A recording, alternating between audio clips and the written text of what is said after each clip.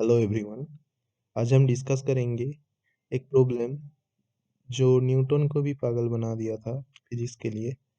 जो एप्पल गिरते हैं वो क्यों धरती पे ही गिरते हैं, अर्थ पे क्यों गिरते हैं? अर्थ क्यों एप्पल की तरफ मूव नहीं करते? तो इसके अनुसार ढूंढने के लिए न्यूटन का सेकेंड लॉ भी आया। तो हम जो प्रॉब्लम सॉल्व करेंगे वो न्यूटन के सेकेंड लॉ से ही मैथमेटिकली सॉल्व करेंगे ये प्रॉब्लम, और इसका आंसर ढूंढेंगे कि क्यों एप्पल अर्थ की तरफ आते हैं, अर्थ क्यों एप्पल की तरफ नहीं जाते हैं। ओके, तो पहले हम यहाँ पर एक मौजूद है मेरा एप्पल और ये है अर्थ। तो इसको डिनोट कर देते हैं। ये है अर्थ और ये है एप्पल। तो एप्पल अर्थ की तरफ मूव करते हैं। तो पहले हमें एक कॉन्सेप्ट चाहिए कि दो यूनिवर्स के किसी भी कोई भी दो पार्टिकल हो या दो मास हो, M1 और ये M2, ये दोनों दोनों को अट्रैक्ट करते हैं दोनों की तरफ। और जो ये अट्रैक्शन फोर्स होते हैं ये दोनों के लिए सेम होते हैं, मतलब ये M1 M2 को जिस फोर्स से अट्रैक्ट कर रहे हैं, M2 भी सेम फोर्स से M1 को अट्रैक्ट कर रहे हैं। तो ये हमारा कॉन्सेप्ट हो गए हैं जो इस प्रॉब्लम को सॉल्व करने में काम आएंगे। तो अब हमें समझ में आ रहा कि जो एप्पल और अर्थ के बीच का जो फोर्स होंगे, ग्रेविटेशनल फोर्स, वो एफ दोनों के लिए सेम होंगे। अब हमें न्यूटन का सेकेंड लॉ पता है कि F equal to M A, जहाँ एफ है फोर्स, एम है मास, mass of the object which is given here. Okay, and it is acceleration.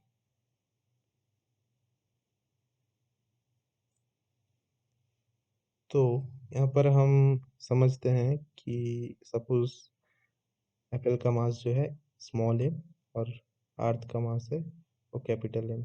इसे हम अर्थ लिख देते हैं तो समझने में आसानी होंगी। एप्पल लिख देते हैं। ओके, अब हमें फॉर्मूला क्या मिला है? F equal to M A. Okay, यहाँ से हम क्या लिख सकते हैं? A equal to F by M, मतलब एक्सीलरेशन जो होंगे फोर्स बाई मास होंगे। यहाँ पर फोर्स, एक्सीलरेशन ये सब वेक्टर है, लेकिन हम कैलकुलेशन के इजी के, जब कैलकुलेशन इजी होंगे इसके लिए हम वेक्टर साइन नहीं यूज कर रहे हैं, ऐसे स्केलर फॉर्म में ही लिख रहे हैं ताकि सब इसको समझ पाए। वेक्टर समझने की कोई ज़रूरत नहीं। अब देखो, दो केस कंसीडर कर लेते हैं यहाँ पर। ओके, यहाँ पर चलो ये हम फॉर अर्थ ले लिए, इस साइड को हम फॉर एप्पल ले लिए। ठीक है, ये जो अर्थ के साइड में, अब अर्थ का जो एक्सीलरेशन होंगे ए ई ले लेते हैं इसको। अर्थ का एक्सीलरेशन क्या होंगे? Force by mass of earth.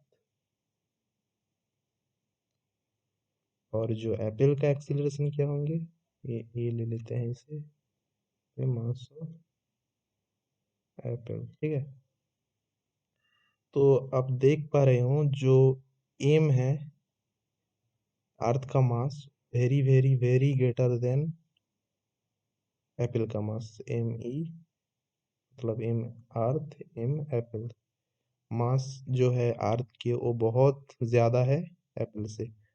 सो हम यहाँ पर सेम फोर्स को एक बार बहुत ज़्यादा बड़ा वाला मास से डिवाइड कर रहे हैं और एक को बहुत छोटे मास से डिवाइड कर रहे हैं। तो देख सकते हैं हम जो इसका जो एक्सीलरेशन है अर्थ का, ये बहुत छोटे होंगे क्योंकि इसके नीचे बहुत बड़ा वाला मास है। और ये एक्सीलरेशन जो है एप्पल का, ये बहुत ज़्यादा होंगे। तो हमें क्या मिल रहे हैं यहाँ पर? यहाँ हमें मिल रहे हैं mass of, sorry, acceleration of, acceleration of apple is very very greater than acceleration of earth। ये हमें मिल रहे हैं। तो हम नेक्स्ट स्लाइड में चलते हैं।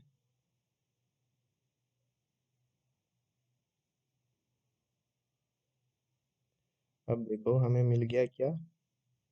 acceleration of earth is very very less than acceleration of apple। सो जब एप्पल गिरते हैं, एप्पल का जो एक्सीलरेशन ये ज़्यादा है, तो इसके लिए एप्पल मूव करते हैं जो हमें समझ में आते हैं, जो हम समझ सकते हैं, फील कर सकते हैं एप्पल नीचे गिर रहे हैं। लेकिन इसके लिए जो अर्थ का जो डिस्प्लेसमेंट होंगे वो बहुत छोटा है, जो हम फील नहीं कर सकते। कहीं मतलब कुछ पिकोमीटर, फर्मीमीटर, ऐसे और भी बहुत छोटा वाला डिस्प्लेसमेंट होते हैं यहाँ पर, तो जो हम मतलब नेग्लेक्ट कर सकते हैं। लेकिन एप्पल का जो एक्सीलरेशन है वो बहुत ज़्यादा है, तो इसका डिस्प्लेसमेंट जो होंगे वो ज़्यादा होंगे और वो अर्थ पे फॉल करेंगे। तो हम मैथमेटिकली समझ गए कि एप्पल क्यों अर्थ पे गिरते हैं, अर्थ क्यों नहीं एप्पल के तरफ जाते हैं। तो आशा करता हूँ सबको ये समझ आए मैथमेटिकली। तो thank you, take care, bye for the day.